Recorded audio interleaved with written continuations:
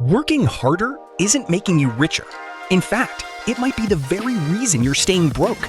Millions of people earn decent incomes, but never build real wealth. The scary part? They don't even know what's stealing it. Stay until the end, because I'll reveal the one invisible habit that's quietly destroying your financial future, and the simple fix that changes everything. This isn't about making more money. It's about stopping the silent leak almost everyone ignores. But first, where does the money actually go? Most people think they're bad at saving. They're not. They're slowly bleeding money without realizing it. It's rarely one big purchase. It's dozens of tiny decisions that feel harmless on their own.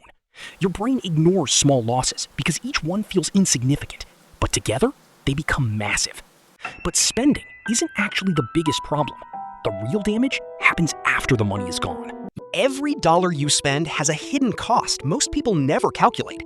It's not just the $10 you spent, it's the decades of future growth that money never had the chance to create. This invisible loss is called opportunity cost, and it's one of the biggest wealth killers on Earth. So why do smart people still keep making the same mistake? Because your brain values comfort today more than wealth tomorrow. Buying something feels exciting immediately.